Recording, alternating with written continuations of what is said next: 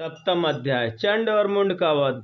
ऋषि जी कहते हैं, तदंतर सुम की आज्ञा पाकर वे चंड और मुंड आदि दैत्य चतुरंगनी सेना के साथ अस्त्र से सुसज्जित हो चल दिए।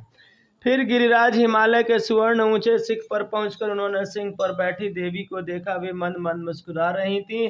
उन्हें देखकर दैत्य लोग तत्परता से पकड़ने का उद्योग करने लगे। किसी ने धनुष तान लिया, किसी ने तलवार संभाली और कुछ लोग देवी के पास आकर खड़े हो गए। तब अंबिका ने उस शत्रुओं को प्रति बड़ा क्रोध किया। उस समय क्रोध के कारण उनका मुख काला पड़ गया था, ललाट भौहें टेढ़ी हो गई थी और वहां से तुरंत विकराल मुख वाली काली प्रकट हुई, जो तलवार और पास के लिए हुई थी। वे विचित्र खड़गवास धारण किए हुए और चीते के चर्म की साड़ी पहने हुए नर मुंडों की माला से विभूषित थीं। उनके शरीर का मांस सूख गया था, केवल हड्डियों का ढांचा था, जिससे वे अत्यंत भयंकर जान पड़ती थी। उनका मुख बहुत विशाल था, जीभ लपलपाने के कारण और भी भयंकर दिखाई दे रही थी। उनकी आंखें भीतर को धसी हुई और कुछ लाल थीं। वे अपने भयंकर गर्जना के संपूर्ण दिशाओं को गुंजा रही थी। बड़े बड़े दैत्यों का वध करती हुई वे कालिका देवी बड़े वेग से दैत्यों की सेना पर टूट पड़ी और उन सब का भक्षण करने लगी। वे पार्श्व रक्षक अंकुशधारी महावतो योद्धाओं और घंटा सहित कितने ही हाथियों की एक ही हाथ से पकड़कर मुंह में डाल देती।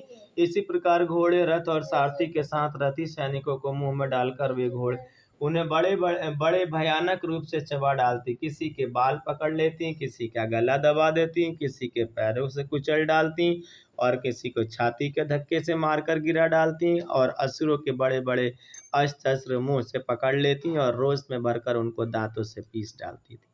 काली ने बलवान एवं दुरात्मा दैत्यों की वह सारी सेना रौंद डाली, खा डाली और कितनों को मार भगाया। कोई तलवार के घाट उतारे गए, कोई खड़गवास पीटे गए और कितने ही असुर दांतों के अग्रभाग से कुचल कर जा मृत्यु को प्राप्त हुए। इस प्रकार देवी असुरों की उस सारी सेना का क्षण भर में मार गिरा। यह देख चंड उन अत्यंत भयानक देवी काली की ओर दौड़ा तथा महादैत्य मुंड ने भी अत्यंत भयंकर बाणों से वर्षा करते हुए हजारों बार चलाए हुए चक्रों से उन भयानक नेत्रों वाली देवी को आच्छादित कर दिया।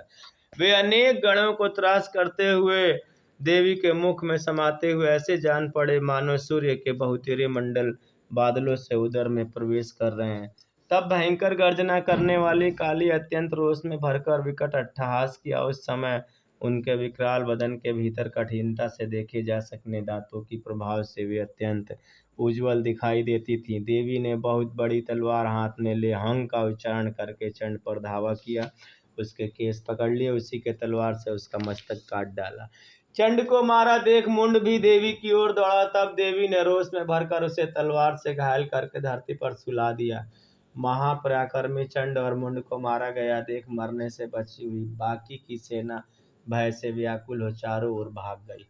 तदंतर काली ने चंड और मुंड का मस्तक हाथ में ले चंडिका के पास जाकर प्रचंड अट्टहास करते हुए कहा, देवी, मैंने चंड और मुंड नामक इन दो महापशुओं को तुम्हें भेंट किया है। अब युद्ध यज्ञ में तुम शुंभ और निशुंभ स्वयं ही वध करना। ऋषि जी कहते हैं, वहां लाए हुए उन चंड मुंड नामक महादैत्यों को देखकर कल्याणमयी चंडी ने काली से मधुर वाणी में कहा, देवी, तुम चंड और मुंड को मेरे पास लेकर आई हो, इसलिए संसार में चामुंडा के नाम से तुम्हारी व्याख्याति होगी। इस प्रकार श्री मार्कंडेय पुराण श्रवण कथा देवी महात्मा चंड मुंड नामक वध 7वां अध्याय संपूर्ण हुआ। जय जगत जननी परम।